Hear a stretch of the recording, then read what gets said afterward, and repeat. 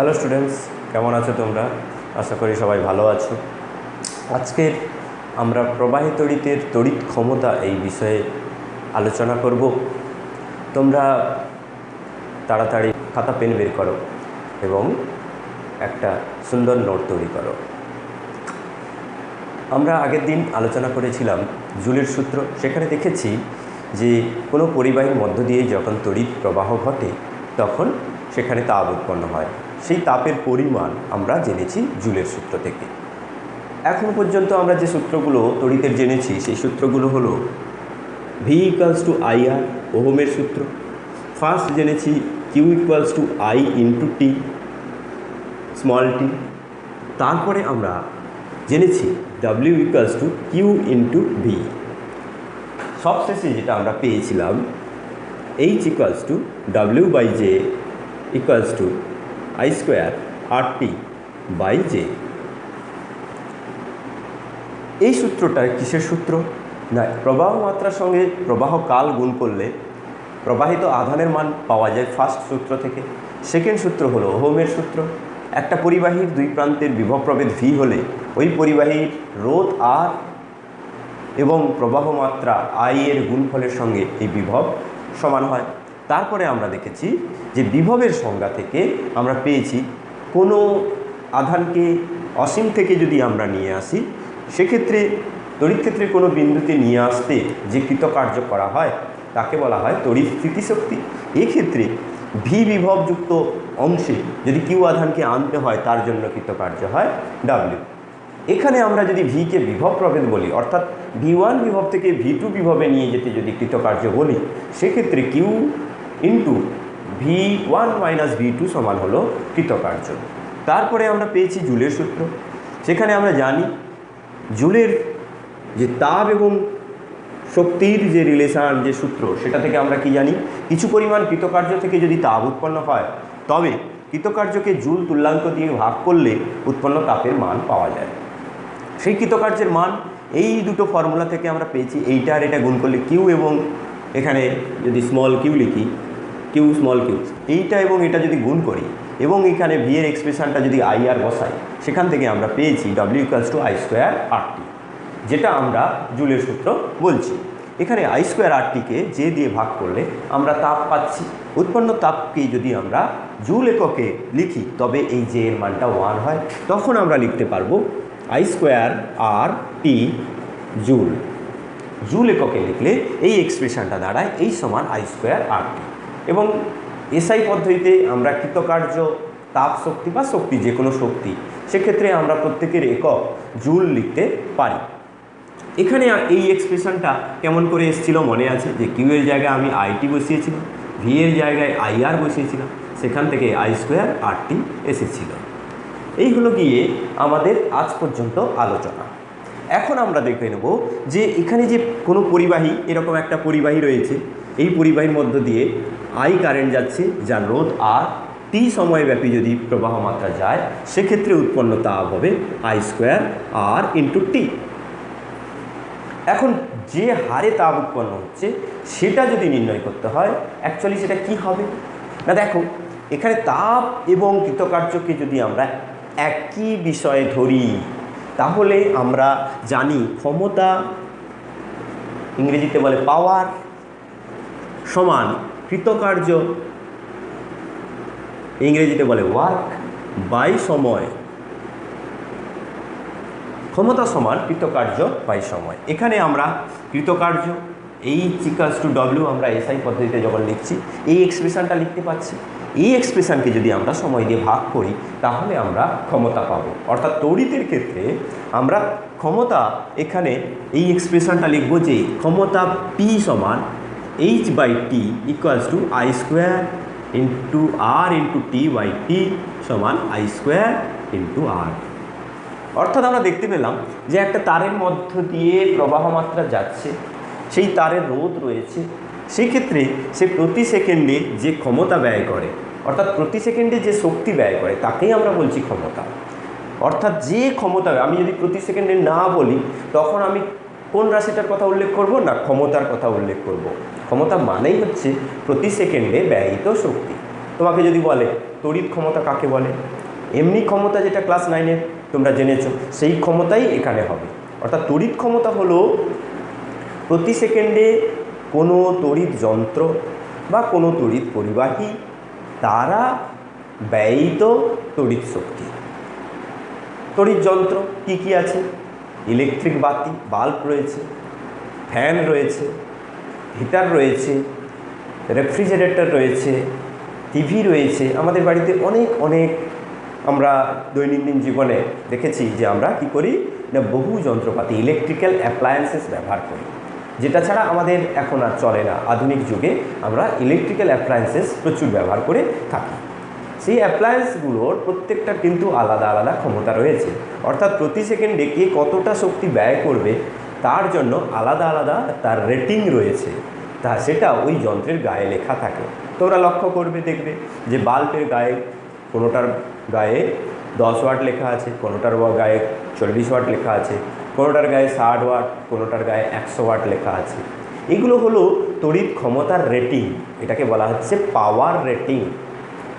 আর একটা কথায় বললে সেটাকে বলা হয় ওয়াট রেটিং। কেন ওয়াট রেটিং বলছে না, দেখো কৃতকার্য এর একক হচ্ছে জুল, বাই সময়, সময়ের একক হচ্ছে সেকেন্ড, জুল পার সেকেন্ডকে বলা হচ্ছে ওয়াট। এখানে আমরা তড়িতের ক্ষেত্রে এই ওয়াট, কিলোওয়াট, মেগাওয়াট এই এককগুলো আমরা ব্যবহার করে থাকি। অশ্বক্ষমতা অন্য জায়গায় ব্যবহার করা হয়। এই ক্ষেত্রে আমরা তড়িতের ক্ষেত্রে ওয়াট ব্যবহার করব, কিলোওয়াট ব্যবহার করব, আর মেগাওয়াট ব্যবহার করা হয়। যখন পাওয়ার ট্রান্সমিশন হয় এক জায়গা থেকে আরেক জায়গায়, যখন ডিস্ট্রিবিউট হচ্ছে, সেই ডিস্ট্রিবিউশনের ক্ষেত্রে যে পাওয়ারের ইউনিট লাগে সেটা হচ্ছে মেগাওয়াট। কিলোওয়াট আমাদের প্রত্যেকের বাড়িতেই খরচ হয়ে যায়, এক একটা বাড়িতেই কিলোওয়াট খরচ হয়ে যায়। যখন অনেকগুলো যন্ত্র একসঙ্গে চলে তখন অনেকগুলো যন্ত্রের যে ক্ষমতা, সেই ক্ষমতাকে যোগ করলে কিলোওয়াট চলে আসে। আর তোমাদের তো বললাম যে তড়িৎ বাতির ক্ষেত্রে বা হচ্ছে ফ্যানের ক্ষেত্রে, সেই সমস্ত ক্ষেত্রে এখানে আমরা ওয়াট এককটা ব্যবহার করে থাকি।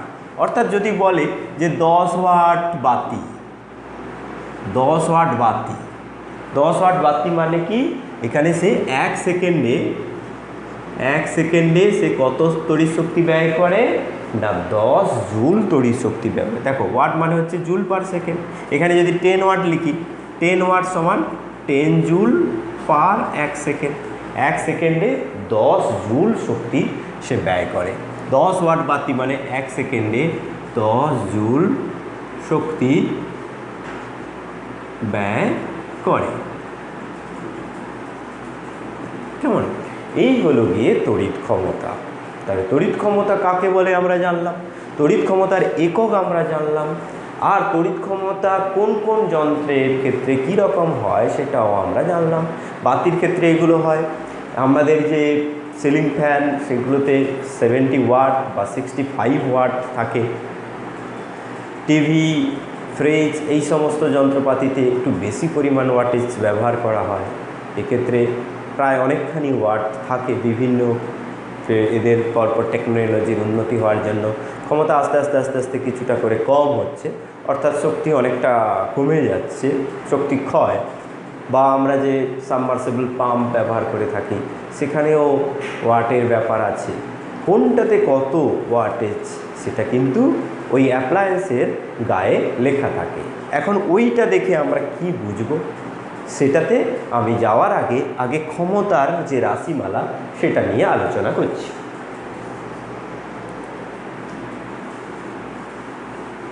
তড়িৎ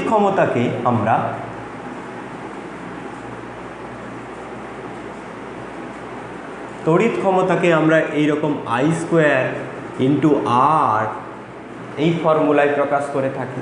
অর্থাৎ কোনো তারের মধ্য দিয়ে যদি I প্রবাহ যায় এবং ওই তারের রোধ যদি R হয়, তাহলে সেক্ষেত্রে ক্ষমতা হবে I² ইন্টু R। এবারে এখানে I প্রবাহ যাচ্ছে আর রোধের মধ্য দিয়ে, মানে কি, এর বিভব প্রভেদ হলো, অর্থাৎ এই প্রান্তের সঙ্গে এই প্রান্তের বিভব প্রভেদ V = I ইন্টু R। এটা আমরা ওহমের সূত্র থেকে পেয়েছি। তাহলে এখানে যদি আমি I into R into I বসাই, দেখো আইটাকে আমি ভেঙে নিলাম আই ইন্টু আই, তাহলে আই স্কোয়ার ইন্টু আর, সেটাই আমি লিখলাম। আই ইন্টু আরকে আমি ভি লিখব, ভি ইন্টু আই দিয়েও ক্ষমতার রাশিমালাকে প্রকাশ করতে পারি। তাহলে ক্ষমতার আমরা দুটো রাশিমালা দেখলাম, একটা হলো গিয়ে আই স্কোয়ার আর একটা হলো গিয়ে ভি ইন্টু আই। এছাড়াও আর একটা রাশিমালা দিয়ে আমরা ক্ষমতাকে প্রকাশ করি।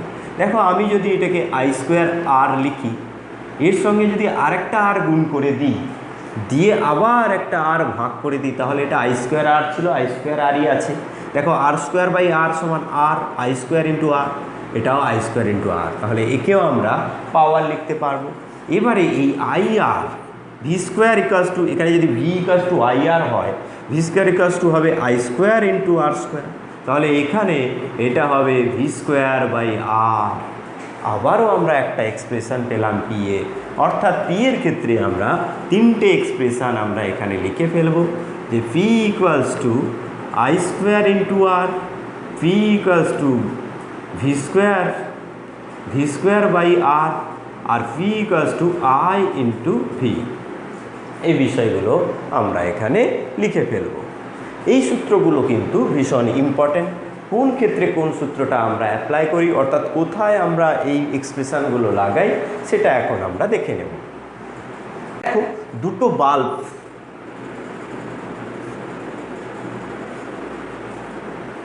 কে শ্রেণী সমবায়ে যুক্ত করা আছে, এখানে তাদেরকে এইরকম একটা সোর্সের সঙ্গে যুক্ত করা আছে, এদিকে পজিটিভ এদিকে নেগেটিভ হলে কারেন্ট যাচ্ছে আই।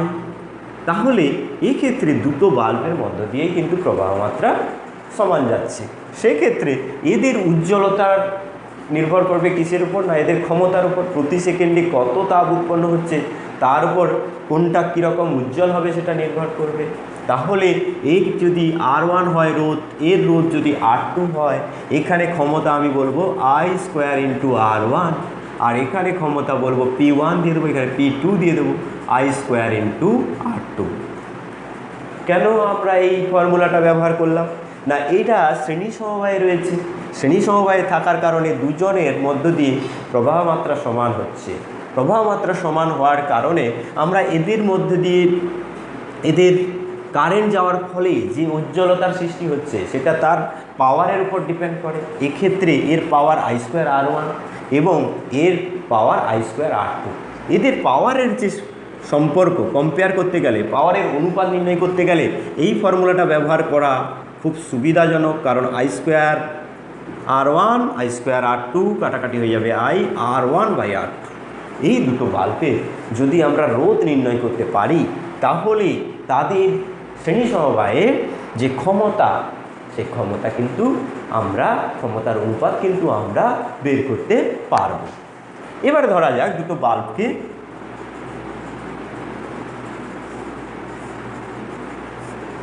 আমরা সমান্তরাল সমবায়ে রেখেছি। সমান্তরাল সমবায়ে যখন রাখবো, এদের ক্ষমতার অনুপাত, এটা ধরো আর1, এর রোধ ধরো আর2, এই ক্ষেত্রে এদের ক্ষমতার অনুপাত নির্ণয় করব কিভাবে।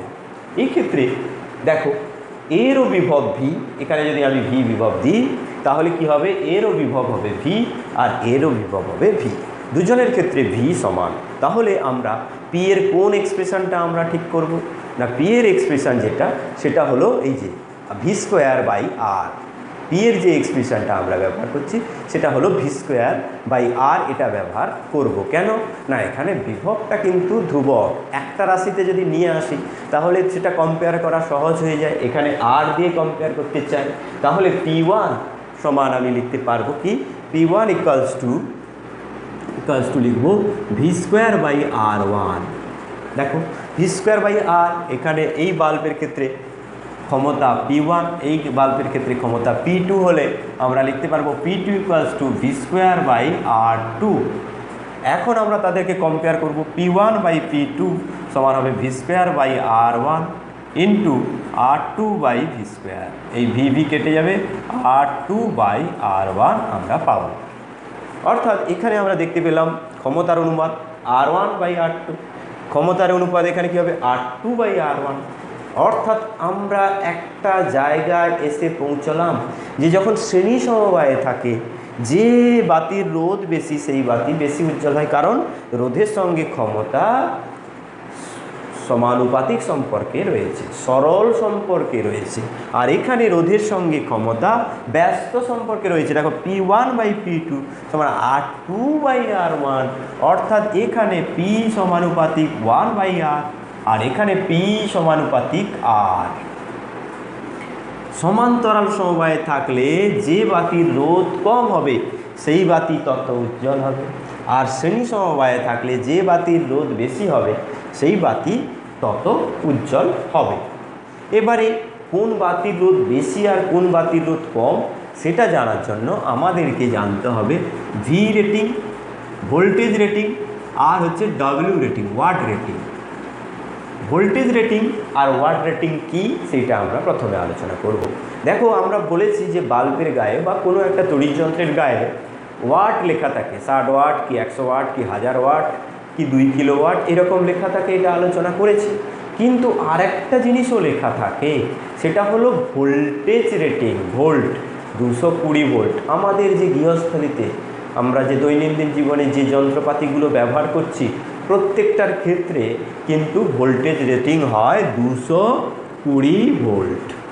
বাল্বের গায়ে যদি বলে যে 220 ভোল্ট, 220 ভোল্ট 10 ওয়াট এরকম যদি লেখা থাকে, তাহলে তার ভোল্ট রেটিং হচ্ছে ভোল্টেজ রেটিং, তার ভোল্ট রেটিং, তার ভি রেটিং হচ্ছে 220 ভোল্টেজ, আর হচ্ছে ওয়াট রেটিং হচ্ছে, ওয়াট রেটিং হলো গিয়ে 10 ওয়াট। এর মানে কি না, 220 ভোল্টে ওই তড়িৎ যন্ত্রটাকে যুক্ত করলে ওই তড়িৎ যন্ত্র সর্বাধিক শক্তি ব্যয় করবে, অর্থাৎ সর্বাধিক ক্ষমতায়, সর্বোত্তম ক্ষমতায় চলবে। তার থেকে বেশি বিভব দিলে কি হবে না, ওই যন্ত্রটা নষ্ট হয়ে যেতে পারে। এই কারণে ভোল্টেজ রেটিং দেওয়া থাকে। তার থেকে কম ভোল্টেজ দিলে কি হবে না, যন্ত্রটা চলবে। অতিরিক্ত কম হলে সে যন্ত্রটা বন্ধ হয়ে যেতে পারে। একটা ফ্যান ঘোরার জন্য তার মিনিমাম একটা পাওয়ার দরকার, একটা বাতি জ্বলার জন্য মিনিমাম ভোল্টেজ দরকার। এই ক্ষেত্রে ভোল্টেজ রেটিং এই কারণেই দেওয়া থাকে যে 220 ভোল্টেজে যদি তুমি ওই বাতিটাকে যুক্ত করো তবেই ওই বাতিটা প্রতি সেকেন্ডে 10 জুল শক্তি ব্যয় করবে। এই কারণে ভোল্টেজ রেটিং দেওয়া থাকে। তার থেকে বেশি বিভব দিলে সেই বাল্বটা কিন্তু কেটে যেতে পারে বা নষ্ট হয়ে যেতে পারে। তার থেকে কম ভোল্টেজ দিলে তখন আর 10 ওয়াট ক্ষমতা সে ব্যয় করবে না, তার থেকে কম ক্ষমতা ব্যয় করবে। এই বিষয়গুলো তোমাদেরকে কিন্তু লক্ষ্য করতে হবে। ভোল্টেজ রেটিং কি আর ওয়াট রেটিং কি? ভোল্টেজ হলো বিভব, ওয়াটের একক, ওয়াট কার একক না ক্ষমতার একক। তাহলে একটা বৈদ্যুতিক যন্ত্রের গায়ে লেখা আছে 220 ভোল্ট 100 ওয়াট। এর অর্থ কি? যদি তোমাকে পরীক্ষায় প্রশ্ন দেয় তুমি কি লিখবে? যে 220 ভোল্ট বৈদ্যুতিক লাইনের সঙ্গে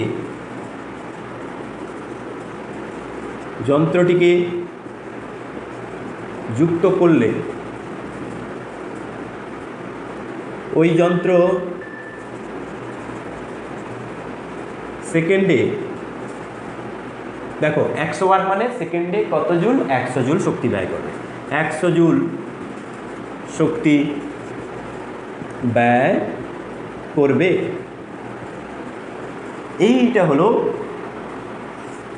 হলো এর তাৎপর্য। এই কথাটার যে মানে অর্থ এটা হলো সেটাই। 200 ভোল্ট বৈদ্যুতিক লাইনের সঙ্গে যন্ত্রটিকে যুক্ত করলে যন্ত্রটি সেকেন্ডে 100 জুল শক্তি ব্যবহার করবে। কিন্তু এখানে আরেকটা কথা লিখতে হবে যে আমার এই ভোল্টেজটা কেন উল্লেখ করছে। তাহলে এই ভোল্টেজটা থেকে বেশি ভোল্টেজে ওটা চলবে, কিছু সময় কেটে যেতে পারে কিন্তু চলবে, তো তাতে কম ভোল্টেজেও চলবে। তাহলে এখানে লিখতে হবে যে এত বৈদ্যুতিক লাইনের সঙ্গে যন্ত্রটিকে যুক্ত করলে বিপদমুক্তভাবে যন্ত্রটি সর্বাধিক ক্ষমতা ব্যয় করে। এখানে লিখতে হবে যে বিপদ মুক্ত, এটা সবসময় সব বইতে উল্লেখ করা থাকে না, এই জন্য আমি আলাদা করে হাইলাইট করছি। বিপদমুক্তভাবে সর্বোচ্চ ক্ষমতায় চলবে, অর্থাৎ ওর উপরেও ক্ষমতা আছে, ওর থেকে বেশি ক্ষমতায় চলবে, কিন্তু সেটা বিপদমুক্ত হবে না, কারণ ও নষ্ট হয়ে যেতে পারে।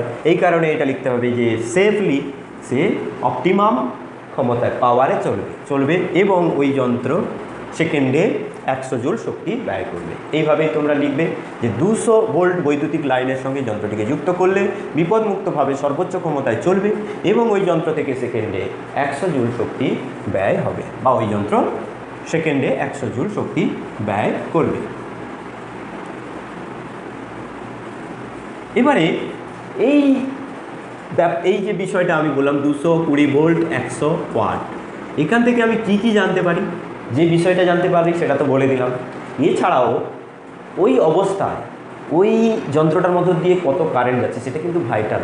যখন আমরা কোনো বাড়িতে কখনো বিদ্যুৎ সংযোগ করি তখন আমরা দেখি যে মেন যে তারটা বাড়িতে এসে পৌঁছচ্ছে সেখানে ওই তারের ভেতর দিয়ে কত কারেন্ট যাচ্ছে। অর্থাৎ প্রত্যেকটা যন্ত্র একটা যন্ত্র যখন একটা করে একটু করে কারেন্ট টানছে, প্রত্যেকটা কারেন্টের যে যোগফল অর্থাৎ প্রত্যেকটা প্রবাহ মাত্রার যোগফল ওই মূল যে বর্তনী অর্থাৎ প্রথমে যে তারটা এসে ঢুকছে তার মধ্য দিয়ে যাচ্ছে। অর্থাৎ এখানে প্রত্যেকটা যন্ত্র কত করে প্রবাহ মাত্রা টানছে সেটা কিন্তু আমাদের কাছে ভীষণ গুরুত্বপূর্ণ। এখানে এই যন্ত্র 220 ভোল্ট 100 ওয়াট, এই যন্ত্রটা কত প্রবাহ মাত্রা টানছে সেটা আমরা জানতে চাই।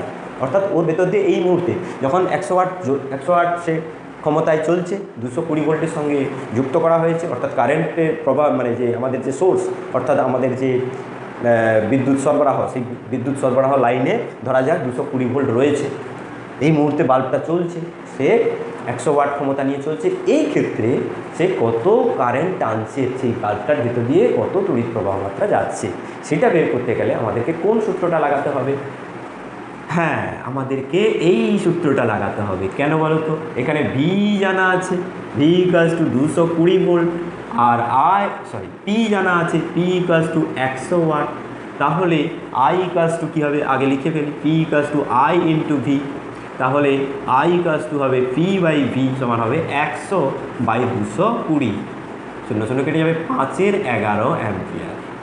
এই যন্ত্রটার মধ্য দিয়ে বা এই বাল্বটার মধ্য দিয়ে যে কারেন্ট যাবে সেটা হলো 5-11 অ্যাম্পিয়ার। এইরকম যদি 11টা বাল্ব লাগানো থাকে বাড়িতে তাহলে মূল বর্তনী দিয়ে কত কারেন্ট আসবে না 5-11 ইন্টু 11 সমান হচ্ছে 5 অ্যাম্পিয়ার। অর্থাৎ বাড়িতে যে ফিউজটা থাকবে সেক্ষেত্রে 5 অ্যাম্পিয়ারের থেকে বেশি অ্যাম্পিয়ারের ফিউজ থাকতে হবে। কেমন? এছাড়া শুধু বাল্ব ছাড়াও আমরা বহু যন্ত্র ব্যবহার করে থাকি, প্রত্যেকের বাড়িতে একই যন্ত্র থাকে না যদিও, তাও মোটামুটিভাবে রেফ্রিজারেটর, টিভি, তারপরে তোমার পাম্প, কারো বাড়িতে টুলু পাম্প থাকে, কারো বাড়িতে সাবমার্সিবল পাম্প, তারপরে তো নানা রকম ইলেকট্রিক্যাল যন্ত্রপাতি রয়েছে, সব মিলিয়ে দেখা যাবে সেখানে প্রায় 30 অ্যাম্পিয়ারের মতো কারেন্ট মূল বর্তনী দিয়ে যায়। এই কনসেপ্টগুলো তোমাদের মধ্যে থাকতে হবে, এই ধারণাগুলো ছোট ছোট করে তোমাদের মধ্যে তৈরি করতে হবে। এই হলো কি এ ব্যাপার।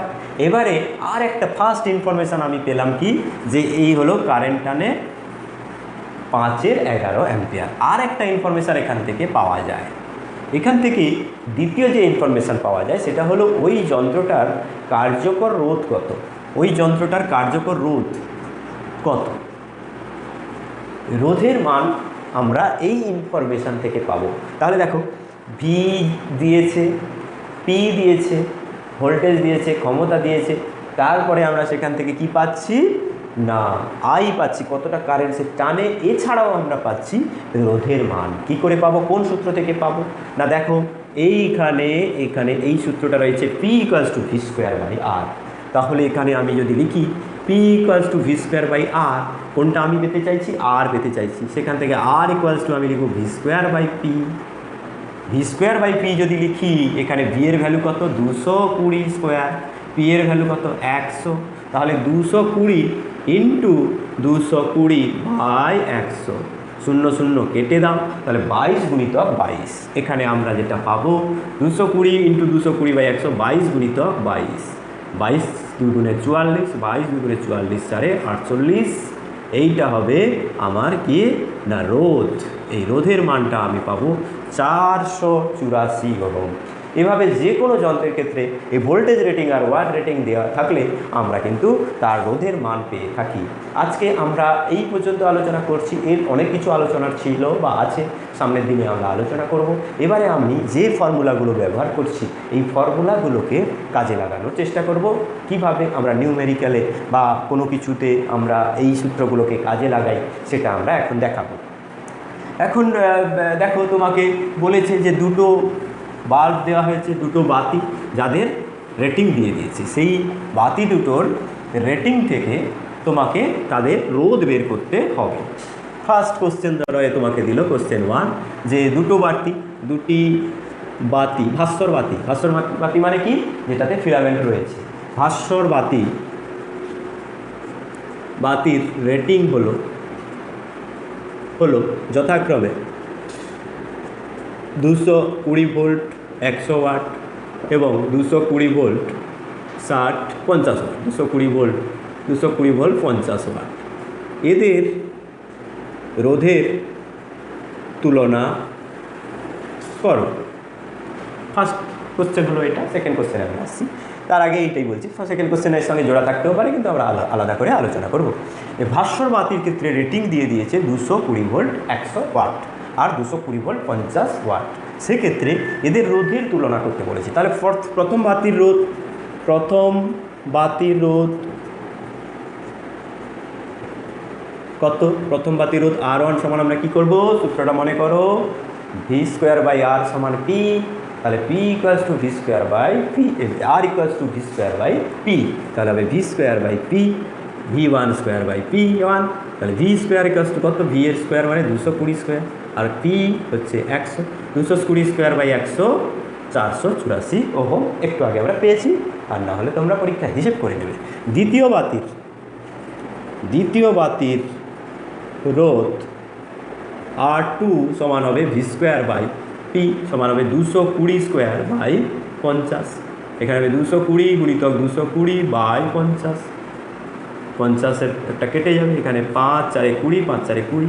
তাহলে এখানে 22 গুণিতক 22 ছিল, তার থেকেও এটা দুগুণ বেশি হবে। বোঝাই যাচ্ছে যে এটা 100 ছিল নিচে, এখানে 50, এখানে আরও এর সঙ্গে 2 গুণ করলে তবে এটা আসে, তার মানে এটা ডাবল হবে, মানে এটা হবে 8, 6 আর হচ্ছে 9 ওহম।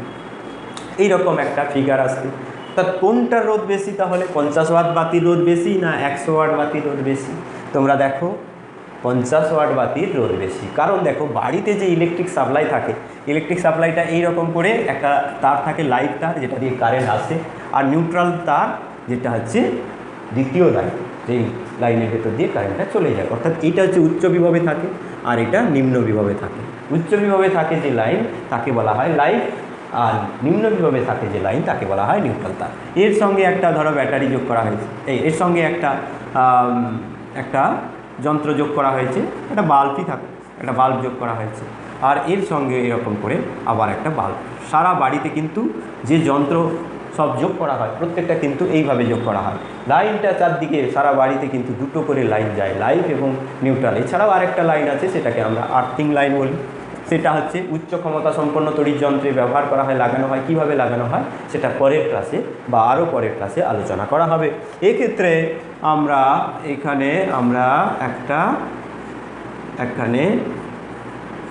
পাখা, বৈদ্যুতিক পাখাও আমরা লাগাতে পারি।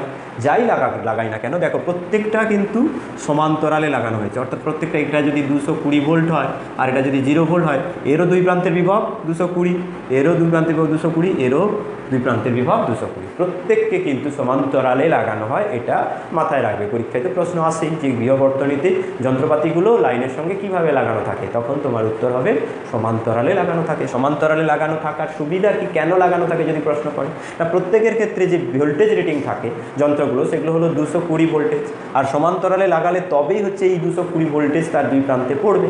এই কারণে তাদেরকে সমান্তরালে যুক্ত করা হয়, যাতে সে সর্বাধিক ক্ষমতায় বিপদমুক্তভাবে চলতে পারে। এক্ষেত্রে তাহলে রোধ এদের মধ্যে এর বেশি হলো আর এর কম হলো। এখন দ্বিতীয় প্রশ্ন, এদের তুলনা করতে বলেছে। প্রথম প্রশ্নটা আমি করেই দিই, কমপ্লিট। R1/R2 সমান হবে 484 বাই এটা সমান হবে 1/2। তুলনা করতে বলেছে মানে তুমি অনুপাত করে দেবে যে এইটা এটার থেকে অর্ধেক বা এটার থেকে দ্বিগুণ, এগুলো সমস্ত বলে দেবে। দ্বিতীয় কোশ্চেন নাম্বার 2। কোশ্চেন নাম্বার 2, দুটি এটা থাকুক ভাষ্যবাদীতে, এটা আছে যথাক্রমে ছিল, যথাক্রমে এত এত এদের রোধের তুলনা করতে বলেছে। এবারে এই প্রশ্নটার সঙ্গে জোড়া থাকবে যে এদেরকে শ্রেণীতে সমান্তরালে যুক্ত করলে, 1 নম্বর হচ্ছে সমান্তরালে যুক্ত করলে ক্ষমতার অনুপাত কত?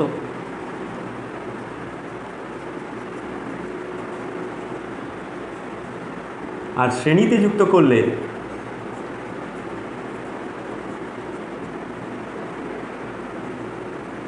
ক্ষমতার অনুপাত কত হবে?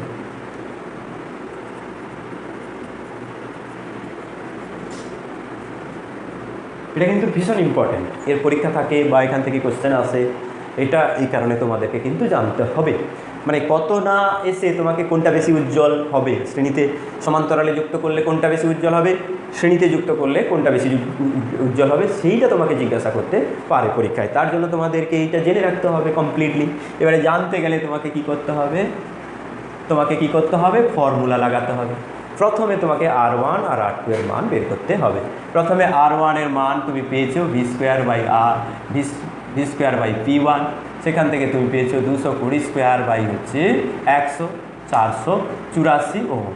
R2 পেয়েছো v²/P2 সমান হচ্ছে 220² সমান হবে 968 ওহম। এগুলো তুমি পেয়েছো। এবার তুমি দেখো, যখন সমান্তরালে যখন যোগ করছো তখন কি হবে? তখন এর দুই প্রান্তেও 220 ভোল্ট, এর দুই প্রান্তেও 220 ভোল্ট, সেটা আর বলার অপেক্ষা রাখে না। তাহলে এর দুই প্রান্তেও 220 ভোল্ট, মানে এটাই আছে। আর এর তো রোধ বের করেছি, রোধ না বের করলেও আমি জানি যে এর দু প্রান্তে যখন 220 ভোল্ট দেবো, এটা যদি 1 নম্বর বাতি হয়, 1 নম্বর বাতি, তাহলে এখানে 100 ওয়াট ক্ষমতা হবে। আর 2 নম্বর বাতি যদি হয়, এখানে হবে 50 ওয়াট ক্ষমতা। তাহলে কোনটা বেশি উজ্জ্বল হবে? এ সেকেন্ডে 100 জুল শক্তি ব্যয় করছে, বেশি তাপ উৎপন্ন করছে, আর এখানে কম তাপ উৎপন্ন করছে, তাহলে এ বেশি উজ্জ্বলভাবে জ্বলবে। কেমন? এদের তাহলে উজ্জ্বলতার অনুপাত P1:P2 এইটার উপর নির্ভর করছে না, ডাইরেক্ট আমি 100:50 লিখব, 2:1 হবে। সমস্যা হলো এইটা নিয়ে শ্রেণী সমবায় যুক্ত করলে ক্ষমতার অনুপাত কত হবে, সেইটা আমরা এখন বের করতে যাচ্ছি। দেখো, আমরা যদি এরকম করে শ্রেণী সমবায়তে আমরা যদি বাল্ব দুটোকে যোগ করি,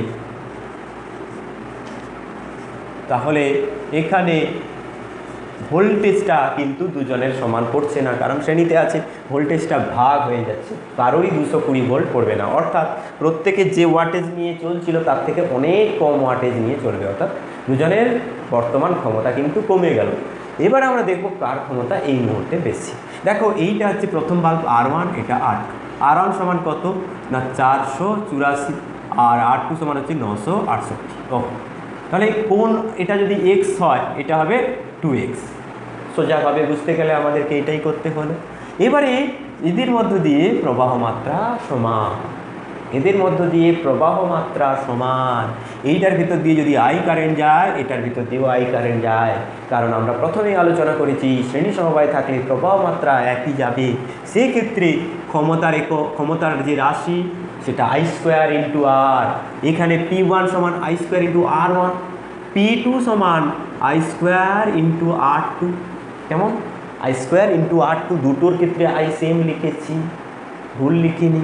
আর R1 আর R2, P1/P2 সমান হবে I² R1/I² R2, I² R1/I² R2 সমান হবে R1/R2। এবার দেখো তো, R1 এর কত? x 484ও লিখতে পারি, আর R2 এখানে কত? 968। তাহলে হবে হাফ। কোনটা বেশি হলো? P2টা বেশি হলো। P1টা যদি 1 হয়, P2টা হবে 2। কত সেটা আমরা বের করতে পারবো, কিন্তু আমাদের এখানে বিচার্য হচ্ছে কোনটার বেশি কোনটা অনুপাত চেয়েছে, তাহলে এখানে P1:P2 সমান 1:2। আগে ছিল P1:P2 সমান 2:1। আগে যখন সমান্তরালে যোগ করা হয়েছিল 100 ওয়াট বাতি, যেটা ইউনিটে যোগ করা থাকে যেমনভাবে 100 ওয়াট বাতি বেশি ক্ষমতা দিচ্ছিল, বেশি উজ্জ্বল হয়েছিল। আর শ্রেণীতে যোগ করার জন্য কি হলো না, এই 50 ওয়াট বাতি বেশি উজ্জ্বলভাবে জ্বললো। ঠিক আছে, তোমরা পড়াশোনা করো, খুব ভালো করে পড়াশোনা করো, দেখবে সব কিছু ইজি হয়ে যাবে। আজকের মতো এই পর্যন্ত।